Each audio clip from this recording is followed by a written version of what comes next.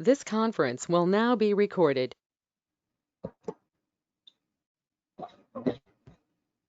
So last session का guys just confirm कि आप लोगों ने प्रैक्टिकल किया नहीं किया, कहीं फंसे या कुछ इशू या everything is clear. Last session में हमने ये सारी चीजें डिस्कस की थी, right? So can anyone confirm कि कुछ क्वेश्चंस है, डाउट है या एवरीथिंग है? तो फिर आज के एजेंडा पे मैं मूव ऑन करूँ। सर, आपने वीडियो अपलोड नहीं करी थी। हाँ हाँ, वीडियो मुझे अपलोड करना है बिकॉज आज के सेशन के बाद में अभी जस्ट तुरंत वही मैं शशि से बात कर रहा था। So after today session I am going to upload all those videos together, okay? So today you will find all the four videos, today's plus last three sessions, okay? So अनुभव वो मैप इंडेक्स बाकी था। Map index बाकी था, okay? आपने try किया उसको एक बार खुद से? नहीं अनुभव, मैंने बाकी चीज तो देखा जो आपने बताया था, लेकिन ये मैंने नहीं देखा था। एक बार खुद से ट्राई कीजिए उसको। सिमिलर है, कुछ नहीं, जैसा मैप पार्टीशन है उसके जगह पे बस इंडेक्स वो डाल देगा कि इस इंडेक्स का इस पार्टीशन का इंडेक्स 1 है, इस पार्टीशन का इंडेक्स 2 है, इस पार्टीशन का इंडेक्स 3 है। बहुत सिंपल है एंड हम रेयरली ही उसको यूज करते हैं। आप एक बार ट्राई करो, अगर नहीं होता है तो you can ping me, I will help you out on that, okay? Okay okay okay okay. या अगर कोई प्रैक्टिकल करा है उसमें कुछ अगर प्रॉब्लम है then you can ask me कि हाँ यहाँ पे मैं फंस गया, यहाँ पे एरर आ रहा है, then I will figure it out, okay? But एक बार मैं चाहता हूँ कि अपने से खुद से ट्राई करोगे ना तो यू विल गेट हैंडी, कि आपको पता हो जाएगा कि कैसे क्या होता है क्या नहीं होता है, तो you will be in a better position. करने का मैं 2 मिनट में कर दूँ, that's not a problem, but I want you guys to first give a try. If it didn't work out then let me, I will help you out, okay okay? So आज का topic, basically I'm going to cover 5 segments today: the preview, the data filter operation, then data loading and saving through RDD, RDD persistence, and introduction to data frame. So why I have included this portion, because I believe that these 4 portions I'm going to cover as soon as possible. It won't take much time, but so that the rest of the time I'm going to cover the introduction segment as well.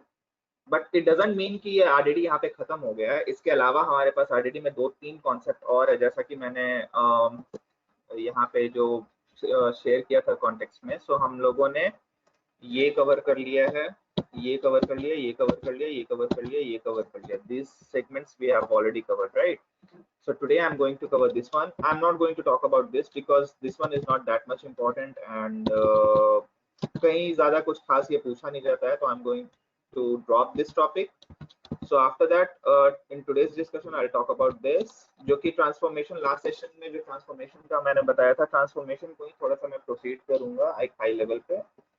So that is I'm going to cover today. Persistence I am going to cover, and tomorrow, anyways, I have covered this one. Workout program भी मैंने last session में ही cover कर लिया था, right? So tomorrow session is going to be very important because the broadcast variable and accumulator, this is the very core concept of Spark. तो ये चीज मैं कल के सेशन में इसको कवर करूंगा, as well as execution life cycle and lineage is something जो कि मैंने पहले भी बताया था कि डैग सेगमेंट जब हम बनाते हैं तो इंटरनल स्ट्रक्चर वो फॉर्म करता है, जिसके थ्रू हम देखते हैं कि कैसे एक डैग डिपेंडेंट है दूसरे पे, दूसरा वाला कैसे डिपेंडेंट है। एंड व्हेन जैसे ही हम कोई ट्रांसफॉर्मेशन करते हैं तो मैंने बताया था कि इंटरनली वो कभी एग्जीक्यूट नहीं होता है। वो क्या होता है कि इंटरनल वो डैग फॉर्म करता है, as soon as we call an action on that, so then उसका execution backtrack way में होना शुरू होता है। that concept is nothing but lineage. So इसको भी मैं ये 2 सेगमेंट जो है, lineage, broadcast variable, ये एंड execution life cycle, मैं कल कवर करूंगा। आज के सेक्शन में ये टॉपिक है आपका data loading and saving and transformation के कुछ एडवांस कॉन्सेप्ट है जो कि मैं आज कवर करने वाला हूँ, and execution life cycle, sorry, spark SQL and data frame का इंट्रोडक्शन आज मैं कवर करता हूँ, ठीक है? तो प्रीव्यू द डेटा, जैसे कि पहले भी मैंने बताया था कि जैसे ही हम कोई डेटा आरडीडी लोड करते हैं, कैन एनीवन टेल मी कि how many ways we can create an RDD? Anyone? 3 ways, या वो 3 वेज भी। पहला है कि मतलब एसी डॉट पैरेललाइज कर सकते हैं जब भी कोई लिस्ट या कुछ एरे हो, दूसरा ठीक फाइल है। से लोड कर सकते हैं, तीसरा आरडीडी से आरडीडी में कर सकते हैं। ओके, तो आरडीडी से आरडीडी तो सेम ही चीज हुआ ना, तो बेसिकली हमारे पास दो ही वे है। हाँ एक और है कि अगर हम डेटा फ्रेम से आरडीडी कन्वर्ट करना चाहें तो 2RDD मेथड है, जो कि हम डेटा फ्रेम से हम कन्वर्ट कर सकते हैं आरडीडी में। बट बेसिकली हमारे पास क्या है, दो मेथड्स होते हैं। पहला है हमारे पास कौन सा, टेक्स्ट फाइल मेथड, जो कि स्पार्क टेक्स्ट फाइल मेथड हम करते हैं, जो कि किसी फाइल को रीड करके उस फाइल को हमारा क्या बनाता है, एज अ आरडीडी बनाता है। दूसरा हमारा क्या है, पैरेललाइज मेथड है, जो कि हमारा क्या करता है कि कोई एग्जिस्टिंग पाइथन कलेक्शन सेट या लिस्ट या कुछ भी है डेटा टाइप है, उसको हम क्या करते हैं, एज अ स्पार्क आरडीडी में हम कन्वर्ट करते हैं। अब ये एग्जांपल प्रीव्यू हम डेटा कैसे करते हैं, इसको लेट्स अंडरस्टैंड विद एग्जांपल। ठीक है, ऐसे मैंने कई बार इस चीज को दिखाया भी है, but you guys won't aware कि ये अच्छा यही है पैरेलल, यही है प्रीव्यू करना। For example this preview means whatever we are, जो भी हम देख रहे हैं, जो भी रिजल्ट हमारे पास आ रहा है, that is nothing but previewing the data. So जो भी हम एक्शन कॉल करके डेटा हमारा आउटपुट विंडो में शो करता है, that operation we called it as a preview. So basically हम क्या करते हैं कि चार डिफरेंट तरह से हम इस चीज को प्रीव्यू कर सकते हैं डेटा को। That is the first method, take method, count method and collect method. इसके अलावा भी और है, जैसे रिड्यूस है, टेक सैंपल है, इसके थ्रू भी हम डेटा को प्रीव्यू कर सकते हैं। But mostly we are using this on day to day activity में, हम इसको यूज करते हैं। तो let's discuss with an example. मैं क्या करता हूँ, एग्जिस्टिंग जो मैंने लास्ट सेशन में बनाया था आरडीडी, उसी को मैं यूज करते हैं। लाइक ये लास्ट सेशन में हमने इसको दिस टाइप किया था, राइट। सो इस कोड में तो किसी को कोई इशू नहीं है ना कि ये क्या हो रहा है क्या नहीं हो रहा है। I think every should have understanding about this code कि इसमें क्या हो रहा है बेसिकली। किसी को कुछ डाउट तो नहीं है ना इस कोड में? सर एक बार रिमाइंड करा दो कि पैरेललाइज एंड टेस्ट फाइल कब यूज करते हैं, मतलब दोनों में डिफरेंस क्या है? देखो, टेक्स्ट फाइल में क्या होता है ना कि जब भी हम एक एक्सटर्नल फाइल हमारे पास है, उस फाइल को हम रीड करके एज अ डेटा फ्रेम बनाना चाहते हैं, then we have to use text file method. लेकिन जब हमारे पास पाइथन कलेक्शंस होते हैं, फॉर एग्जांपल हमारे पास अगर रेंज है, यहाँ पे देखो, अगर हमारे पास रेंज है, लिस्ट है, सेट है, अगर एग्जिस्टिंग डेटा टाइप को अगर हम कन्वर्ट करना चाहते हैं आरडीडी में, then we have to use parallelize. Okay, parallelize. So यहाँ पे हम क्या कर रहे हैं कि सबसे पहला चीज हमने क्या किया है, as a text file method से इस फाइल को रीड किया। फाइल को रीड करने के बाद this one is also act as a preview of the data. But यहाँ पे हम क्या कर रहे हैं, इस डेटा को हम डिस्प्ले नहीं करा के हम अदर वेरिएबल में स्टोर करा रहे हैं। तो इस फर्स्ट लाइन है, फर्स्ट लाइन में इस फाइल में हमारे पास क्या है, हेडर भी है। हेडर मतलब कॉलम नेम्स भी हमारे पास प्रेजेंट है। तो उस कॉलम नेम को हम निकालने के बाद इस वेरिएबल में हमने डाल दिया। ठीक है, इसमें डालने के बाद पर्टिकुलर ये जो बना है, ये हमारा पाइथन लिस्ट बना। ठीक है, तो इसको फिर हमने क्या किया कि एज अ आरडीडी में कन्वर्ट किया using parallelize method. You can see we have created RDD from the Python list. अब ये भी हमारा पाइथन लिस्ट है, ये भी हमारा पाइथन लिस्ट है। तो what I have done over here, subtract method हमने यूज किया, जिसके थ्रू हमने क्या किया कि पहला हेडर हमने रिमूव कर दिया। इसको रिमूव करने के बाद हमने जो डेटा लिया, डेटा को हमने मैप किया। मैप करने के बाद एक एक पर्टिकुलर कॉलम को हमने नेम दिया। जैसे पाइथन का जो इंडेक्सिंग स्टार्ट होता है, इट स्टार्ट्स फ्रॉम 0। तो पहले इंडेक्स को हमने नाम दिया रो आईडी, दूसरे इंडेक्स को नाम दिया हमने रो ऑर्डर डाउन, कुछ भी, व्हाटएवर इट्स, जो भी तुम्हें अच्छा लगता है, यू कैन पुट दैट। सो मैंने दिया ऑर्डर डाउन करके, सेकंड हमने इसका नंबर दिया। अब हम चाहते हैं कि इस पर्टिकुलर डेटा को हम प्रीव्यू करें। सो व्हाट आई हैव डन कि मैंने यहाँ पे एक एग्जांपल लिया। टेक इन द सेंस कि ये क्या करता है कि जो पूरा कलेक्शन होता है हमारा डेटा सेट मतलब आरडीडी का, उसमें से ये फर्स्ट 10 रोज को ये सिलेक्ट करता है। ठीक है, let's go one by one. सबसे पहले हम क्या करते हैं, इसको हम कॉल करते हैं first method. First method don't require any argument, it's simple. आपका पहला रिकॉर्ड जो होगा वो डिस्प्ले करेगा। It will take some time because कि पहली बार मैं इसको रन कर रहा हूँ ना, तो it will take time. Cluster के साथ इसको इनिशियलाइज करेगा, then it will run. You can see attaching to the cluster. Sir इसको हाँ, आरडीडी में क्यों कन्वर्ट करते हैं सर? मतलब आरडीडी में क्यों कन्वर्ट करते हैं? I didn't get your question. Spark का कंपोनेंट है आरडीडी, तो फिर हम आरडीडी के बारे में डिस्कस कर रहे हैं, बट इसके बाद डेटा फ्रेम है, तो डेटा फ्रेम भी हम डिस्कस करेंगे। ओके ठीक है, ये कंपोनेंट्स है इसके, जिसके थ्रू हम कोई भी ऑपरेशन प्रोसेसिंग कर सकते हैं। ठीक है, तो यहाँ पे जो फर्स्ट मेथड है, first method always give me only one record, it won't give me much. ठीक है, सेकंड हमारा क्या था? सेकंड ऑपरेशन जो था वो दैट इज टेक। अब टेक में आप कितने भी एग्जांपल डाल लो, मान लो हम 20 रिकॉर्ड्स फेच करना चाहते हैं, it will give me the first 20 rose of it. ठीक है, हेलो, यप। लैम्डा फंक्शन क्या कर रहा है?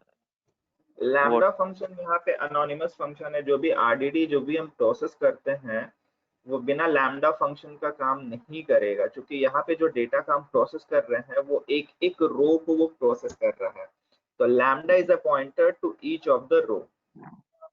ओके, ठीक है, तो यहाँ पे तुम लास्ट सेशन में थे या नहीं थे? हेलो,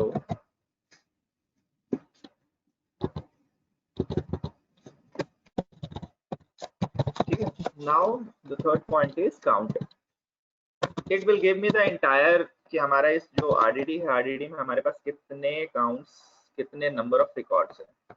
तो दिस गिव मी कि हाँ हमारे पास टोटल अराउंड 5000 ऑफ रोज हैं।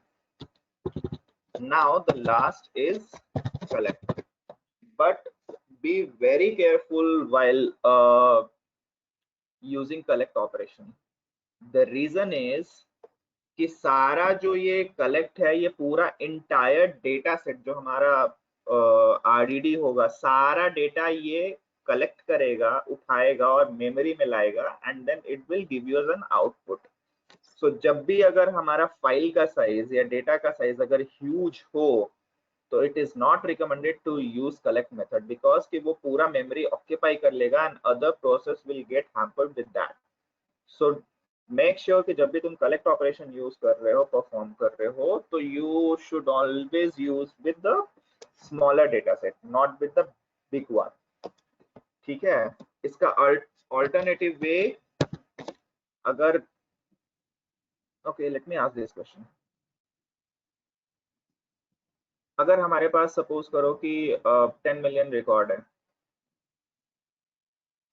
ठीक है, देन 10 मिलियन रिकॉर्ड को हम प्रीव्यू करना चाहते हैं without using collect method, how we can do that? Anubhav, we can use take 10, print the top 10 rows, or take 5, print the top 5 rows. नहीं, but मुझे पूरा देखना है। Anyway, we can take a random of some 100 between those. नहीं नहीं, but इसको अगर हम टेक से लेंगे तो हमें पता चल जाएगा ना कि डेटा क्या है, क्या वेरिएबल्स हैं और क्या सब कुछ है। हाँ, टेक हमें से पूरा वो दिख जाएगा, लेकिन मैं चाहता हूँ कि पूरा डेटा हम देखें विदाउट यूजिंग कलेक्ट। इसको मेरे को 10 नहीं, इसको हम किसी फाइल में एक्सपोर्ट कर सकते हैं हम सीएसवी या एक्सेल में। That is another option. कुछ और मेथड, कुछ और तरीका?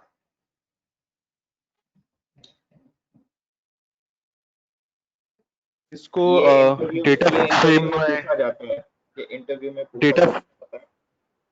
डेटा फ्रेम या किसी डेटा सेट में पाइथन स्पार्क डेटा सेट में स्टोर करके। नहीं, that is a different way कि वहां पे भी तो तुमको तो एक्शन कॉल करना ही है ना। आई am just giving you a hint. entire data set को can we use through loop and one by one we can print that? इस फॉर लूप यूज करके कर सकते हैं। राइट। सो कलेक्ट मेथड के जगह पे हम क्या करेंगे कि इंटायर डेटा, ये कलेक्ट मेथड को इसको हम क्या करेंगे, डाल देंगे एक लूप में, ठीक है, for I in this one and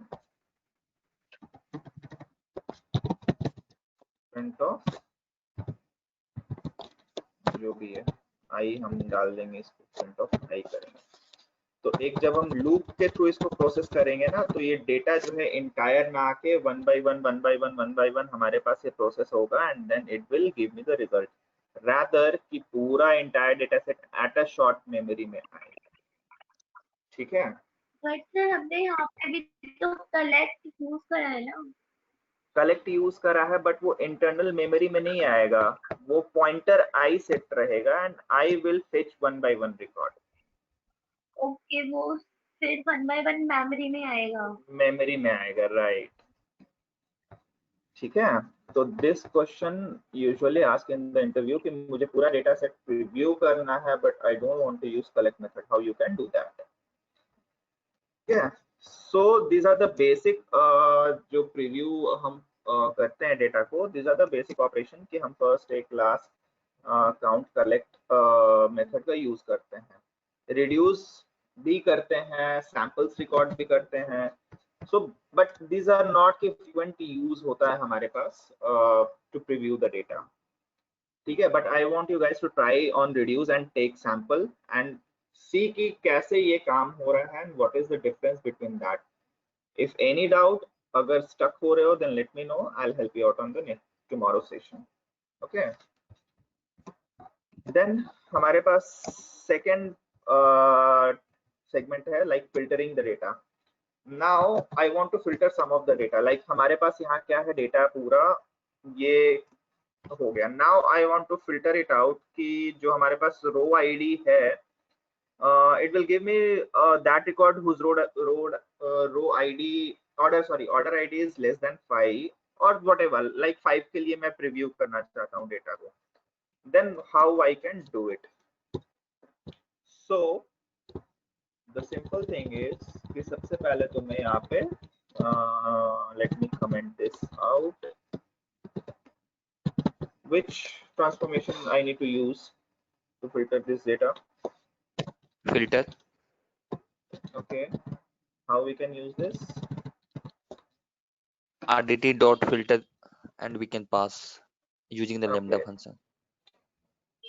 correct. So जो भी हमारा यहाँ पे आरडीडी में मोस्टली जो ट्रांसफॉर्मेशन हम यूज करते हैं, मेक श्योर कि हमें क्या करना होगा, लैम्डा फंक्शन यूज करना होगा। Without lambda function it is not going to work out. Like ये लास्ट सेशन का ही एग्जांपल है जिसको मैं फिर से यूज कर रहा हूँ, ठीक है। तो till here it's a common set of code, यहाँ पे हमने मैप करके इसको बनाया था। Let me comment this out, ठीक है। Now you can C, first let's preview the data कि इसका डेटा कैसा है।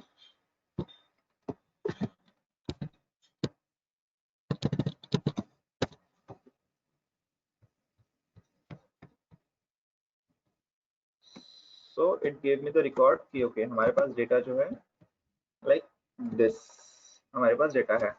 Now I am taking a particular which value I'll take, okay, मुझे इसको प्रीव्यू करना है, right. So what I am going to do here is कि जो हमारा एग्जिस्टिंग स्प्लिट ये मेथड है, हम इसी को यूज करेंगे। We are not going to use the map column, I am going to use this one and I am giving a value as जो भी डेटा हम प्रीव्यू करना चाहते हैं। For example 15878 I want to preview 15878,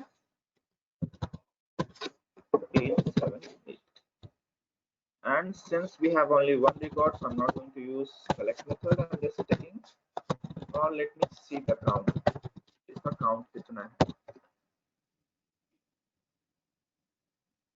Why it is giving me 5000?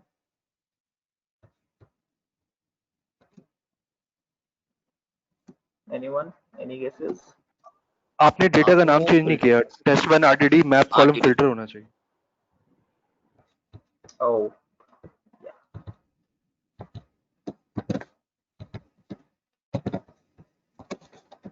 so it will give me 1. ठीक है. Now I have one question. Let's preview this data. ये data है कैसा?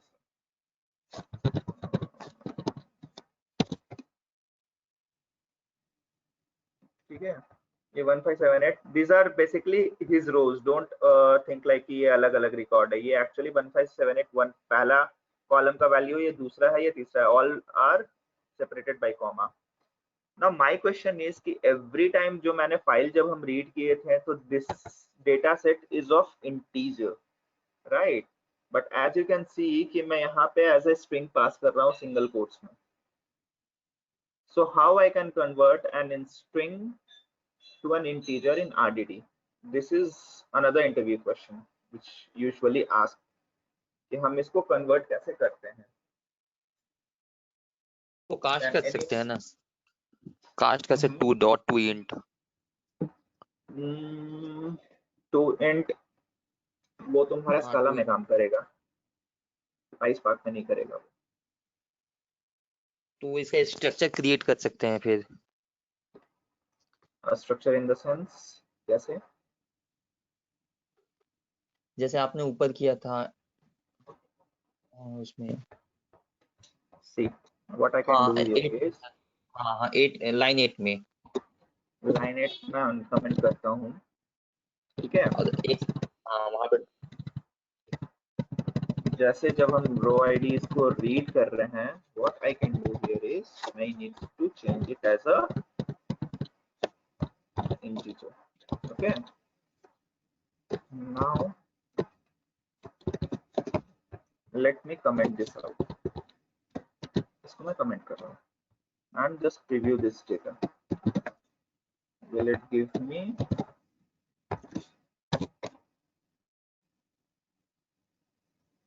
see the first value it got changed to?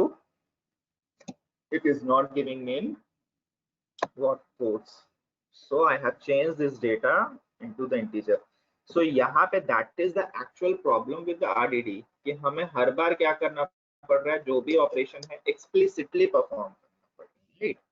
Internal ये काम नहीं कर रहा कि जैसे डेटा को देख के it will define कि हाँ ये जो मेरा particular data है which is इंटीजर है तो इंटीजर रिफ्लेक्ट करे, बुलियन है तो बुलियन रिफ्लेक्ट करे, अगर तुम्हारा स्ट्रिंग है तो स्ट्रिंग रिफ्लेक्ट करे. That is the biggest problem with spark RDD कि जो भी चीज हमारा यहाँ पे होता है हमको एक्सप्लिसिटली उसको यहाँ पे बताना पड़ता है कि नहीं ये अगर इंटीजर है तो हमें इसको इंटीजर में रीड करो. ठीक है. तो दैट इज प्रॉब्लम कि जो भी ऑपरेशन हम परफॉर्म कर रहे हैं हमको एक्सप्लिसिटली इसको इन्फॉर्म करना पड़ता है. ठीक है. बट या ऑप्शंस अवेलेबल है, but it will be quite developer के लिए बहुत टफ होता है कि हर बार मैनुअली जाके उस चीज को चेंज करे and then it will figure it out कि हमें कैसे करना है इस चीज को. So I am taking a pause. Yes hello sir. So इस बाय डिफॉल्ट जितनी भी वैल्यूज होती है वो स्ट्रिंग में होती हैं इंटरनली, वो सॉरी हाँ इंटरनली. बाय डिफॉल्ट जो भी हम आरडीडी डेटा सेट रीड कर रहे हैं फाइल से या बेसिकली फाइल से, तो it will read everything is in this string. मैंने ऊपर भी पहले दिखाया था कि अगर कुछ भी अगर तुम नहीं करो, डायरेक्ट रीड करके उसको अगर तुम प्रिंट करना चाहो तो यू कैन सी कि एवरीथिंग यहाँ पे जो भी वैल्यू है, जैसे रो आईडी 1 है, 1 it is giving me in quotes which is nothing but string. 5 भी है, हर जो भी चीज हो रहा है सब कोट्स में है यहाँ पे, तुम देख लो. यस मींस इंटरनली कि जो ये रीड करता है डेटा तो it read in the form of string. ठीक है. अगर हम चाहते हैं कि नहीं वो चीज हमें वैसा काम ना करे, then I have to explicitly define that and we have to use it. Okay. We use type casting. Yes, explicitly type cast करना पड़ेगा हमको यहाँ पे. ठीक है. Yeah. Now Okay. this is simple filter operation which I have done. Now the third topic is कि data loading and saving through RDD. So this is the process जो हम यहाँ पे load कर रहे हैं. This process is called as a data loading. ये हम data load किए and convert it into the form of an RDD. ठीक है. तो this operation जो text file method होता है, this text file method we refer it as a loading of the data. And जब हमें explicitly इसको save करना है, तो how we can save is simple. We have different options. Like suppose करो अब हम इस data set को save करना चाहते हैं. Not this one. I want to save this data till this one. So I'm just copying this entire set of code. ठीक है. Now simple rule is dot save as text file and you have to give the location. So since हमें पता है कि हमारा सारा folder location यहीं पे जाके बैठ रहा है, what I'm going to do, I'm just skipping this and just give me any name like result underscore RTD. ठीक है. तो मैंने इसको क्या किया, इस लोकेशन पे मैं जा रहा हूँ कि इस फाइल बेसिकली अगर ये चीज तुम्हारा क्रिएटेड होगा मेमोरी में, मतलब मेमोरी इन द सेंस कि इस लोकेशन पे क्रिएटेड है तो it will throw an error. अगर नहीं है तो this will create in the memory and entire data will sit over there. Let me run this. Different options are also there, like हम सेव एज टेक्स्ट फाइल कर सकते हैं, save as sequence file भी हम कर सकते हैं, but sequence file मैंने ट्राई नहीं किया है कभी. So I want you to try this out and see the difference कि दोनों में क्या डिफरेंस है. एंड विल डिस्कस टुमारो कि देखते हैं. मैं भी तब तक एक बार ट्राई कर लूंगा इसको सीक्वेंस फाइल को कि सीक्वेंस फाइल का कैसा होता है. सो इट शोज मी कि ऑपरेशन.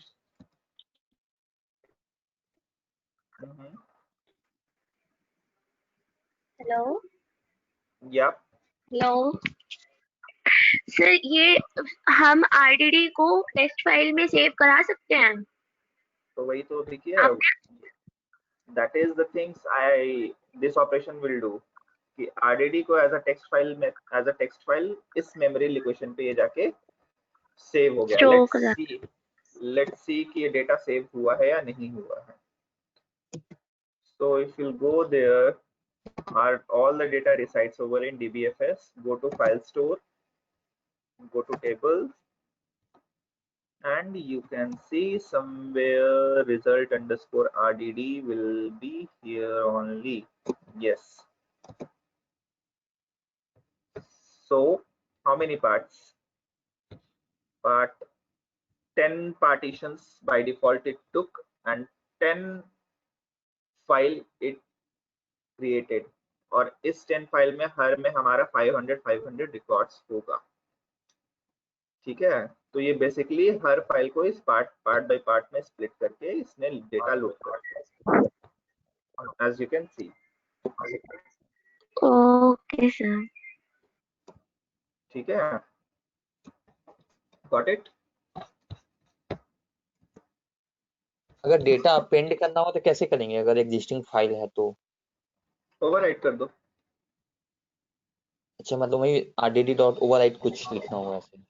हाँ, उसका अलग ऑपरेशन है, बट RDD में वो पॉसिबल नहीं है. We have to use data frame.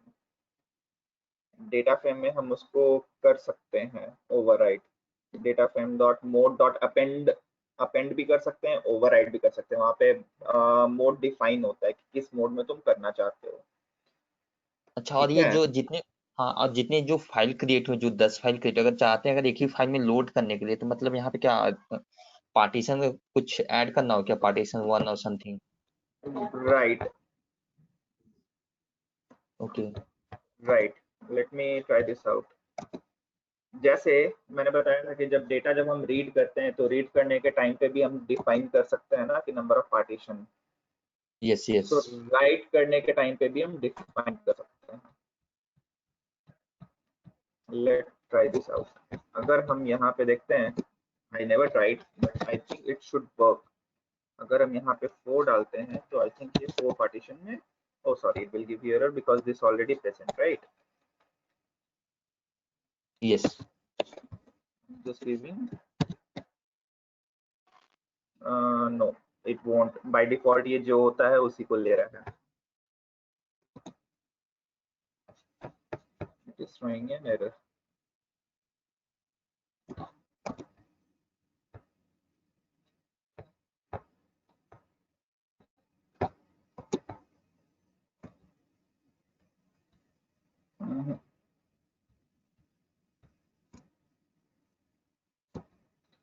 RDD में थोड़ा मुश्किल है, बट या we can do in Python side. Python में जब हम इसको करना चाहते, सॉरी पाइथन बोल रहा हूँ, data frame. I'll show Okay. you at once. Just remind me because Okay. I have done this in a data frame, but I've never tried on this RDD because RDD is very बहुत कम use होता है। So इसलिए I have done in the data frame side. Just remind me when we discuss to write this one ना, so just remind me कि Okay, कैसे okay. number of partition we can change it over there. So I'll show you guys over there कि वहाँ पे कैसे होता है। ठीक है। Now our last today's topic is skip persistence. Remember second session I have discussed about RDD persistence. Sometimes what happen कि data जब हम process करते हैं, RDD जब जैसे ही DAG बनता है, right? DAG जैसे RDD1 हम create किए sc.text file method से। जैसे ये हमने ये मेरा RDD1 है, then ये RDD2 है, then ये RDD3 है, for example. This one is dependent on text file method. Tags header is dependent on tags creation. Then header is dependent on this tags header, right? Because we are passing argument over there.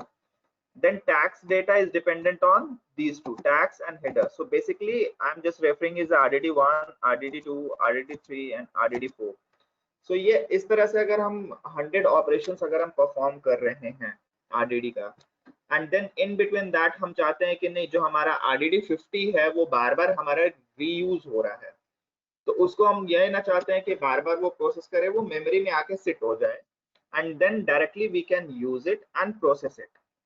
सो उससे क्या होगा कि memory में जैसे ही वो fit करेगा तो एक तो होगा कि डेटा का मूवमेंट बहुत कम होगा फ्रॉम पर्टिकुलर जहां पे वो रिसाइड कर रहा है एग्जीक्यूटर में मेमोरी में, वहां पे ना जाके वो डायरेक्ट हमारा कहाँ हो कि कैश में हो, एंड देन वो प्रोसेस फ्रीक्वेंटली हो कि जैसे ही हम उसको कॉल करें वो तुरंत आ जाए।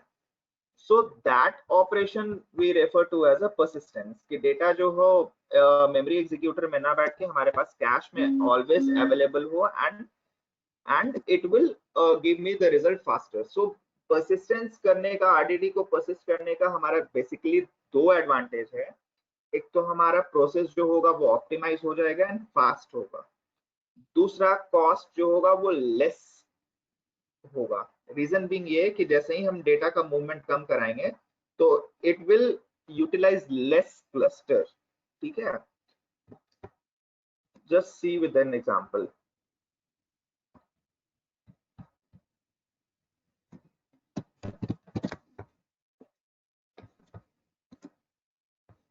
See, remember this point RDD persistence on session 2 I discussed on this.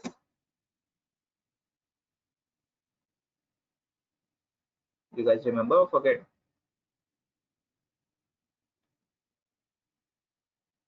Hello? Yeah, no. Right.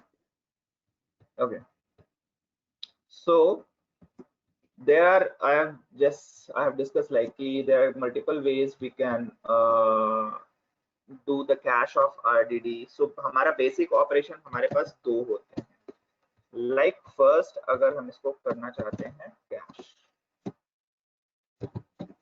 we simple call it cache method.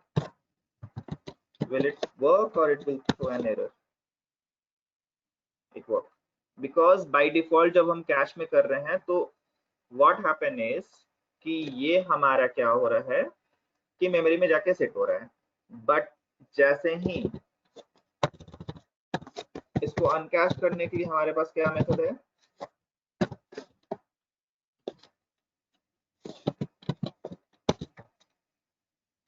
ठीक है, ये अनपर्सिस्ट हो गया, बट जैसे ही हम परसिस्ट भी करेंगे तो ये काम हो जाएगा।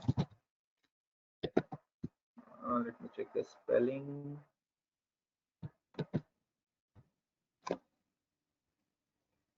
टी मिसिंग है।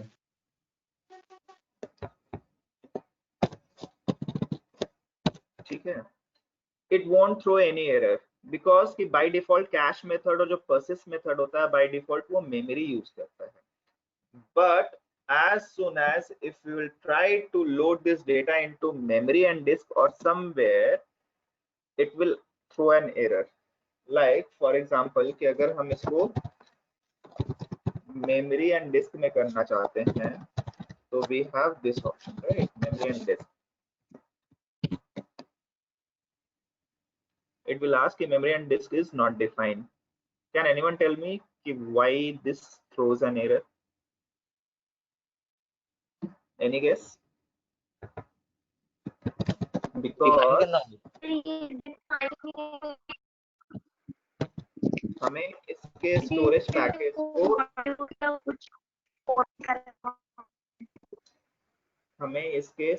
पैकेज को इंपोर्ट करना पड़ेगा, right? So from PySpark I'm just importing what storage level, ठीक है, I'm just importing this and now this storage level I'm going to use it over here and then I'll say कि ये जो हो हमारा memory and disk में store हो जाए। Storage level. Okay, I have not run this, sorry, my bad. Above command में define तो किया but उसको execute नहीं किया ना। Let me place it over here. Now cannot change this to after it was already assigned a label. ये इसलिए दे रहा है क्योंकि इसको पहले ही हमने परसिस्ट किया था, राइट? परसिस्ट करके मेमोरी में इसको मैंने स्टोर कर दिया है, तो अगर जो डेटा ऑलरेडी मेमोरी में स्टोर है उसको हम दोबारा से कहीं और स्टोर करना चाहेंगे तो it will throw an error. So wait, what we can do is कि let's change it to another RDD.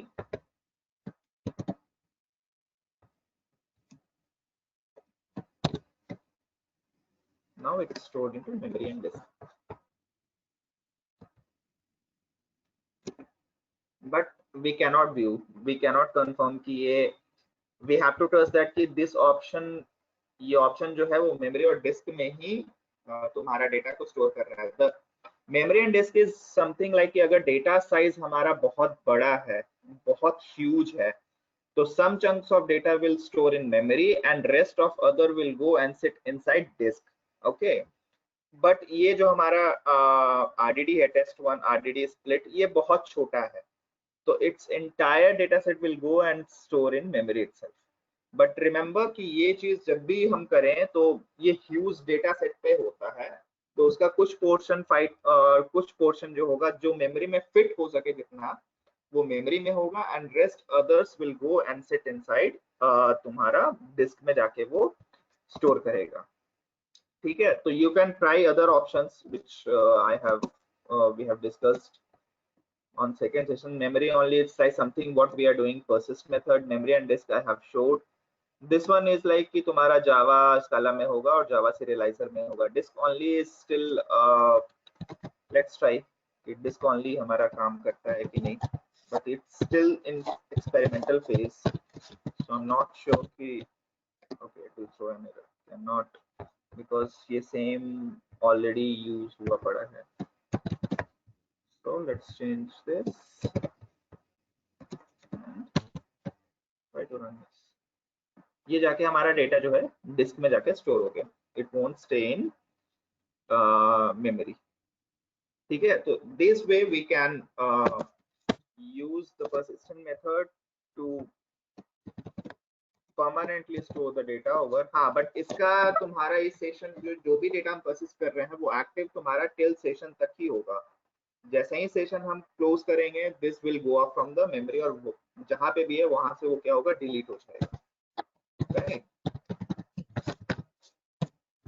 So during the process of any job अगर चाहते हैं कि हम उसको प्रोसेस फास्ट करें तो वो हम उसको परसिस्ट कर सकते हैं and it will give me the faster result, but as soon as your session is down और तुम्हारा Spark context जाता है तो this data will no more reside on your memory।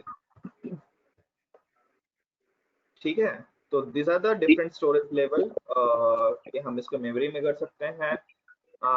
there are multiple options, first is cache, second is persist, third is तुम्हारा persist with memory and disk, then fourth is persist with disk only, fifth is persist memory serializer,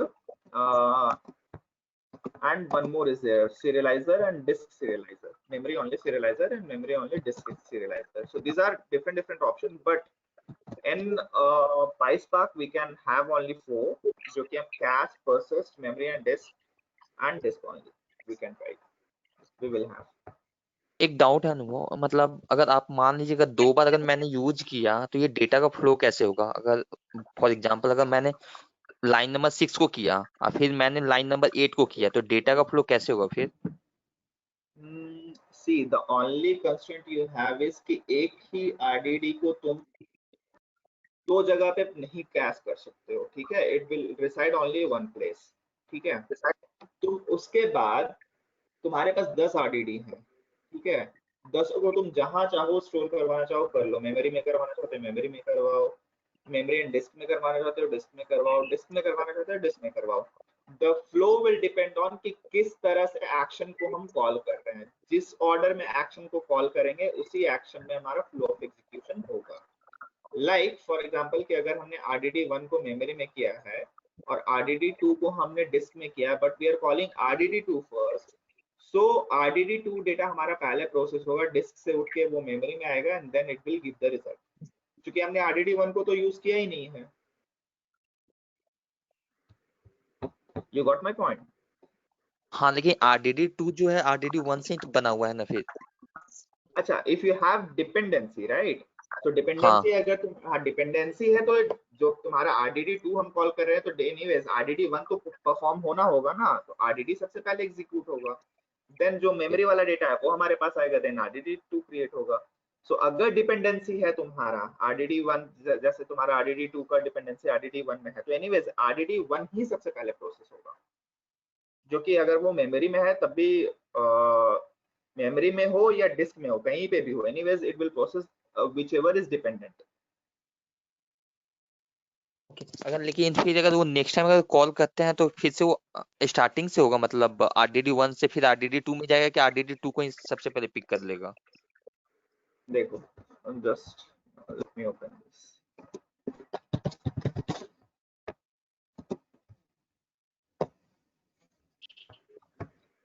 हमारे पास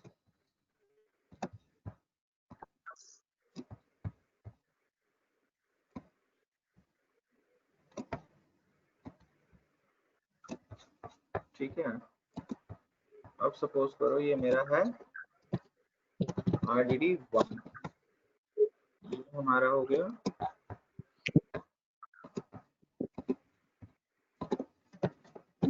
RDD2, this one is my RDD3। इसको मैंने कहीं पे भी बस मान लो किया हो, ये सपोज करो, give me where you want this one, disk memory where, कैसे? हाँ, कैसे या परसिस्ट कुछ भी कर में मेमोरी में ही हाँ कर तो देते हैं। कैश में वो मेमोरी नहीं होगा, ठीक है, हाँ, this one is memory, this one disk, this one this one memory में ले लेते हैं। ठीक है, and this is my one more alkyd which is having the final result, okay, this one I'll take it as a final result,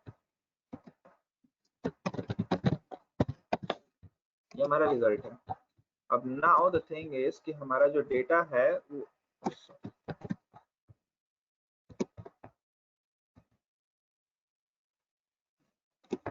ये इस पे dependent है, ये इस पे डिपेंडेंट है, and then this one is dependent on this.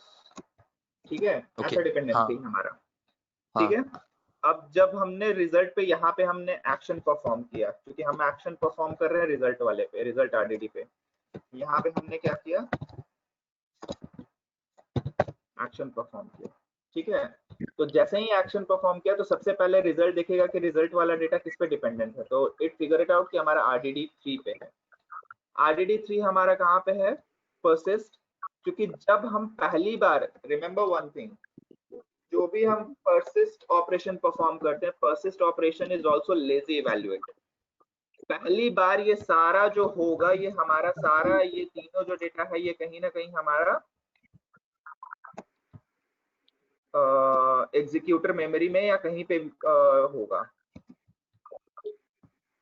ठीक है, ये हमारा समझ लो कि हम, I am just referring as a backend में कहीं पे है। ठीक है, it won't rely on memory, either RDD1, RDD2, RDD3, it won't be rely on the तुम्हारा मेमोरी में होगा ही नहीं, ये बैकएंड में होगा तुम्हारा। ठीक है, तो एज सुन एज कि जैसे ही मैंने RDD3 कॉल किया, again it goes and see कि कहाँ है RDD2, तो हमारा डिस्क में है, RDD2 देखेगा। So first it will see RDD1, तो जैसे ही RDD1 हमारा कॉल होगा, what will happen कि RDD प्रोसेस करना शुरू, RDD1 प्रोसेस होगा, एंड देन दिस RDD1 का डेटा प्रोसेस होने के बाद ये डेटा मेमोरी में ही जाके सेट कर जाएगा, मेमोरी में ही वो रहेगा। ठीक है, ये मेमोरी में जैसे ही सेट होगा, तो जैसे ही RDD2 हमारा कॉल हुआ, तो RDD2 देखा कि हमारा RDD2 डिपेंड है किस पे, RDD1 में, तो RDD1 अब क्या करेगा कि RDD2 ये बैकएंड में नहीं जाएगा, यहाँ नहीं जाएगा, वो सीधा RDD1 को मेमोरी से उठा लेगा। ओके हाँ ठीक हाँ हाँ ये RDD2 क्या करेगा, क्योंकि पहले अगर हम इसको परसिस नहीं किए हुए होते, तो ये जहां पे इसका एक्चुअल स्टोरेज होता था बैकएंड में, तो RDD2 वहां जाता और RDD1 को देखता, लेकिन सिंस कि मैंने इसको परसिस कर दिया है, तो it won't go to the backend, it just simply go to the memory and it will fetch it out. Okay ठीक है, हाँ सेम एज कि जैसे ही RDD2 हमारा डिस्क में आ गया, तो अब अगली बार ये क्या होगा, क्योंकि डिस्क का प्रोसेस थोड़ा स्लो होता है, तो RDD3 ढूंढेगा RDD2 को, तो RDD2 को पहले वो चेक करेगा कि मेमोरी में है या नहीं है, तो इट विल फिगर आउट कि मेमोरी में नहीं है, फिर वो डिस्क में जाएगा। डिस्क में देखने के बाद अगर उसको मिलता है तो ठीक है, एनीवेज जब मैंने इसको परसिस्ट कर ही दिया है, तो वो डिस्क में हमें मिलेगा, राइट, बट वो बैकएंड में नहीं जाएगा, जहां पे इसका एक्चुअल जो एग्जीक्यूट कोर मेमोरी होगा वहां नहीं जाएगा, वो सिंपल डिस्क में जाके हमारा इसको फिगर इट आउट कर लेगा and then process. Same as it is RDD3 जैसे ही प्रोसेस होना शुरू होगा, तो ये प्रोसेस होने के बाद मेमोरी में ही बैठ जाएगा। अब नेक्स्ट टाइम जैसे ही रिजल्ट हमने डिस्प्ले किया, तो ये डेटा सेट जो RDD को ढूंढेगा, हेलो, या सो सिंपल, देखो जो पहली बार, सिंपल थिंग है, जब हम पहली बार कोई भी ऑपरेशन परफॉर्म कर रहे हैं, तो सारा डेटा हमारा जो होगा वो कोर मेमोरी से उठ के एक्चुअल मेमोरी में, जहां पे कैश हो, कैश मेमोरी जिसको हम रेफर कर रहे हैं, वहां पे आके प्रोसेस होगा। पहली बार इस पूरा डेटा को एक न एक बार आके जहां पे इसको हमने स्टोरेज लेवल पे शिफ्ट किया है, वहां पे आना ही पड़ेगा उसको। ठीक है, बट नेक्स्ट टाइम अगर ये रिजल्ट को अगर हम 10 बार कॉल करते हैं, ठीक है, तो दिस रिजल्ट अगर हम 10 टाइम्स कॉल करते हैं, तो एवरी टाइम अगर हमने इसको परसिस नहीं किया हुआ होता, तो ये बैकएंड से डेटा उठाता है, लेकिन जैसे ही हमने इसको परसिस किया हुआ है, तो जिसका जिसका जहां जहां जिस लोकेशन पे परसिस किया है, डेटा वहां से उठा के हमें रिजल्ट मिलेगा। Simple is that. Okay, okay लेकिन एक और बात, हाँ अगर मान लीजिए अगर एक और एक्शन हो अपने पास और उस एक्शन का आउटपुट जो RDD2 से आ रहा है, हाँ, RDD2 से आ रहा है, जैसे तुम्हारा अगर एक और एक्शन ले लेते हैं, ठीक है, ये हमारा एक और एक्शन है जो कि तुम्हारा डायरेक्ट RDD2 से आ रहा है, तो दैट इज द एडवांटेज, यही तो बेनिफिट है, ये सिंपल यहाँ से उठा लेगा, खत्म, मेमोरी तो से ही यही से उठा लेगा, यहाँ से उठाएगा। तो अगर ये जब एक्शन को कॉल करें, जब सेकंड एक्शन को कॉल करते, ये क्या करेगा, फिर से स्टार्टिंग RDD1 से जाएगा कि मतलब? नहीं नहीं नहीं नहीं नहीं नहीं नहीं नहीं नहीं नहीं नहीं नहीं नहीं, नहीं, क्योंकि ऑलरेडी एक बार प्रोसेस हो चुका है तो it won't reprocess it, it's simple reuse. Okay okay simple is that कि जैसे मैंने एक बार यहाँ पे कोड लिख दिया, कोड ही को मैं रीयूज कर रहा हूँ ना, दोबारा तो मैं बार बार नहीं लिख रहा। सिंपल इज दैट हाँ कि हाँ यहाँ पे जैसे ही हमने एक बार इसको कैश कर दिया, रिजल्ट हमारा RDD बना हुआ है, RDD2 बना हुआ, we are going to reuse the same carbon copy. हाँ ठीक है, समझ में आ गया। Got it?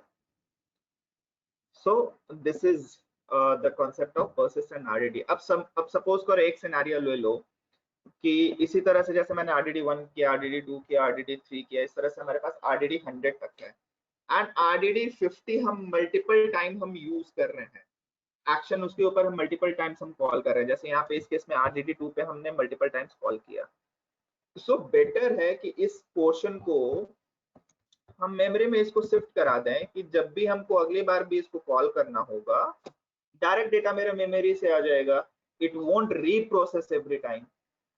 सो हमारा प्रोसेस भी ऑप्टिमाइज हो गया एंड एफिशिएंट भी हो गया। और इन बिटवीन कि अगर हमारा कहीं कोई भी पर्टिकुलर RDD हमारा ब्रेक हो गया या फेल हो गया, तो अब मान लो कि RDD100 तक है हमारा, RDD61 हमारा फेल हो गया, तो भैया अब हमको फिर से एक से स्टार्ट करने के बजाय कि हम 51 से करें, क्योंकि 50 तो ऑलरेडी हमारा मेमोरी में बैठा हुआ है। So that is the advantage of using persistent method. ठीक है, clear?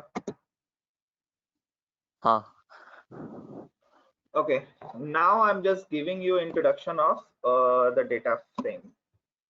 So introduction to data frame, जैसे कि तुम्हारा इसमें RDD में कोई भी ऑपरेशन करना is very very very very tough.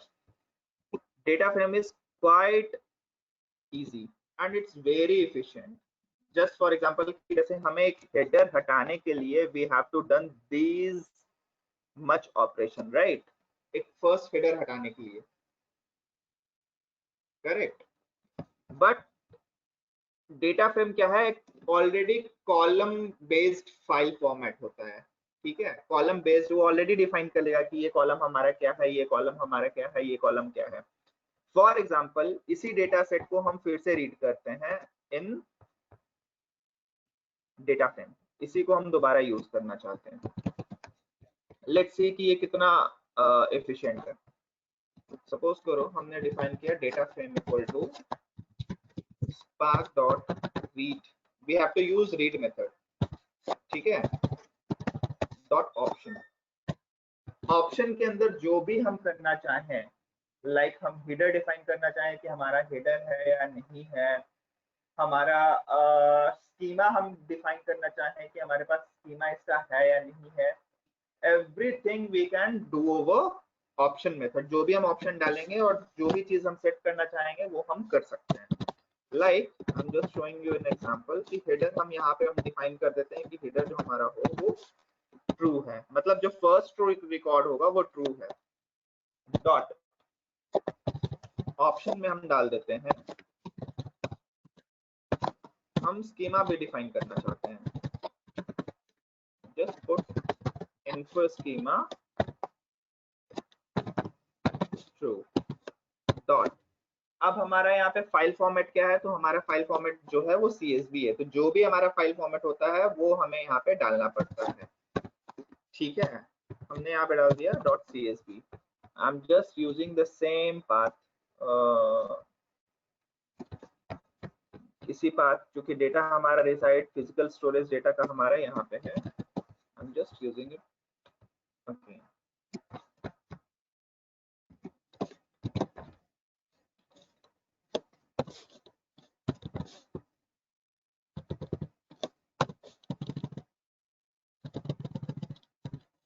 ठीक है, now I am just calling show method। I'll tell you show method क्या है, just see कि डेटा हमारा कैसा दिख रहा है, क्या हो रहा है, कुछ दिक्कत है या नहीं है, you can see over here।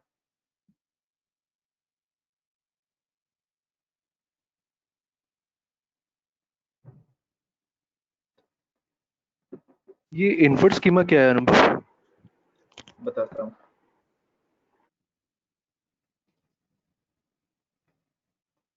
why it is giving me like this result? Let me use some other file because ये data थोड़ा सा mess लग रहा है. I tell you what this interesting one है. I think I have the file as well. Outer underscore txt. These are the files which I have already uploaded, so I remember these. ये भी एक file है, ठीक है. हाँ, देखो यहाँ पे क्या है. सबसे पहला चीज यू कैन आस्क कि ये स्पार्क यहाँ पे क्या है. तो जैसे फर्स्ट लेक्चर में मैंने बताया था कि डेटाब्रिक्स में तुम्हें एक्सप्लिसिटली तुम्हें नहीं डिफाइन करना पड़ता है स्पार्क सेशन या तुम्हारा जो भी है. Everything we consider it as ये ऑलरेडी डिफाइन है यहाँ पे स्पार्क, हमें बस इसको यूज करना है. तो हमने क्या किया, यहाँ पे रीड मेथड यूज किया. जैसे आरडीडी के टाइम पे हम क्या करते थे, टेक्स्ट फाइल मेथड यूज करते थे. यहाँ पे हमने दिया रीड मेथड. ऑप्शन में हम जो भी चीज हम करना चाहते हैं, लाइक ऑप्शन इज लाइक कि वेरिएबल की अगर हम हेडर रीड करना चाह रहे हैं तो जस्ट ऑप्शन के अंदर header and we have to give as a true. So what it will read this particular value as a header. First वाला रिकॉर्ड जो होगा वो एज अ हेडर. तुम रिजल्ट में ही देख लो, ये अलग से इसको हेडर बना दिया है. This will give you as a header. Now what infer schema is doing is कि वो पर्टिकुलर तुम्हारा कॉलम के अंदर जा रहा है, डेटा देख रहा है एंड डेटा के अकॉर्डिंग ही वो बता रहा है कि हमारा डेटा कैसा है. As you can see over here कि हमारा जो नेम कॉलम है, यू कैन सी ये नेम कॉलम को उसने डिफाइन करके एज अ स्ट्रिंग बना दिया खुद ब खुद. मैंने एक्सप्लिसिटली नहीं कुछ बोला इसको करने के लिए. सेम एज एज कॉलम को भी देखा उसके अंदर डेटा क्या है, तो उसको दिखा कि डेटा सारा क्या है, हमारा इंटीजर है.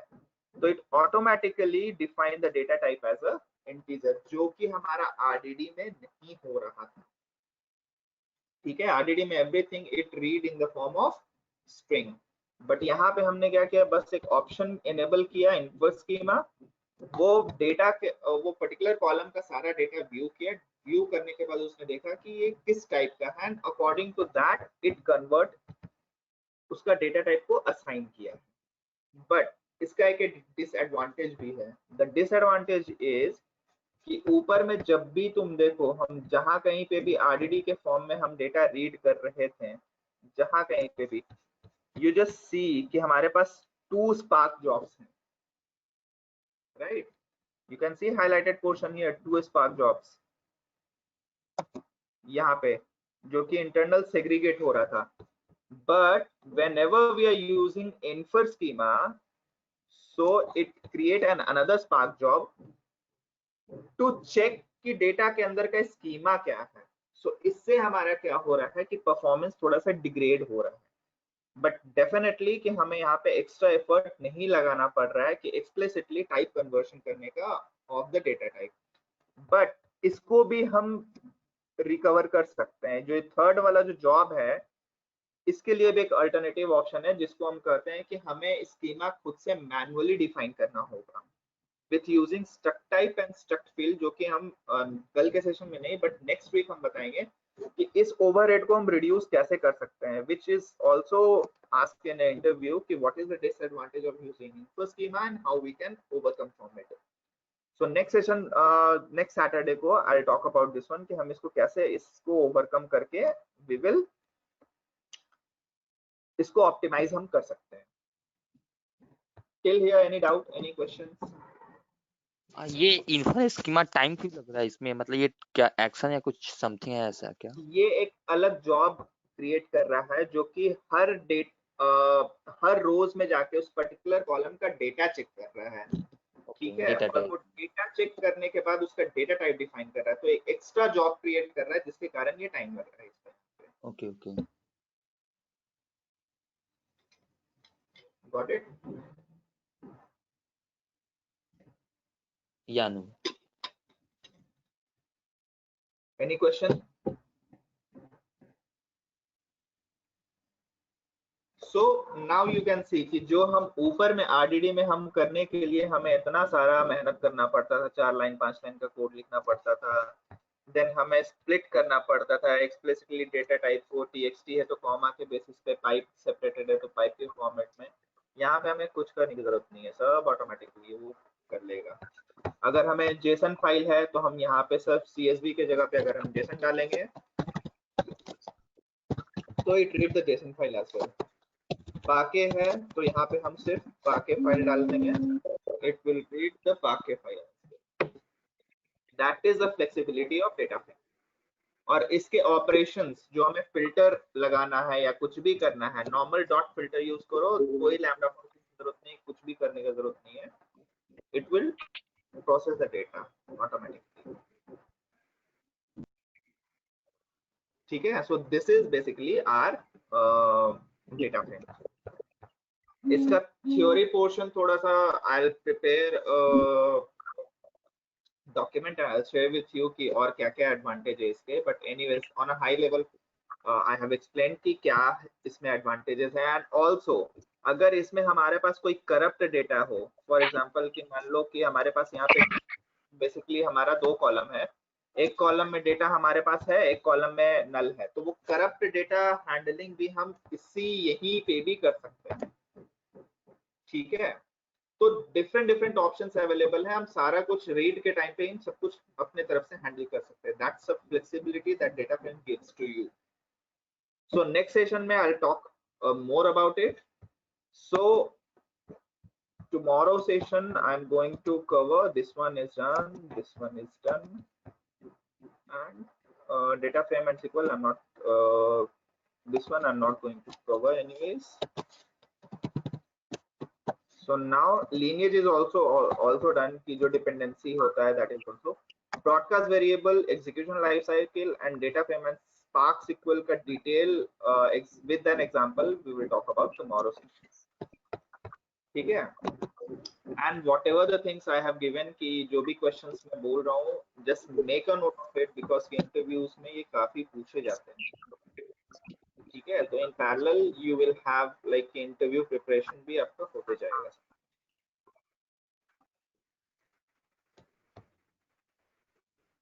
तो फिर आरडीडी, हाँ तो आरडीडी यूज क्यों करते हैं फिर, अगर ये डेटा फ्रेम इतना इजीली हो जाता है तो? RDD is the core component, even data frame का भी प्रोसेसिंग जो है ना इंटरनल आरडीडी ही बन के होता है। ठीक है, तो इंटरनल कुछ भी हम कर रहे हैं वो आरडीडी ही बन रहा है इंटरनली, बट तो हमारे यूजर फ्रेंडली के लिए लाइक डेवलपर्स के लिए चीजें आसान हो, दैट्स व्हाट की data frame comes into the picture.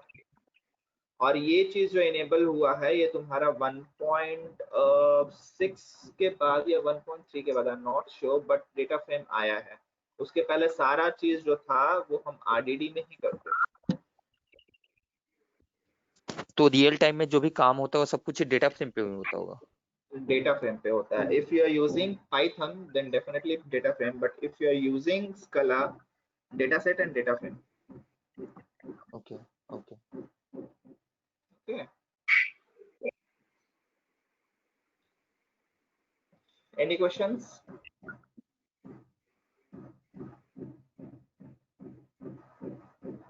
इसका PySpark का डेटा साइंस में क्या यूज है? डेटा साइंस इम्प्लीमेंटेशन तुम्हारा देखो कई तरह से भी, आर से भी कर सकते हैं, सास से भी कर सकते हैं, पाइथन से भी कर सकते हैं। ठीक है, तो इट डिपेंड्स ऑन कि मैथमेटिकल मॉडल या फिर तुम आर्टिफिशियल इंटेलिजेंस में कैसा यूज कर रहे हो। तो Python is more flexible as compare to other language. Okay okay, but then PySpark का क्या यूज है फिर sir? PySpark, one second, one हाँ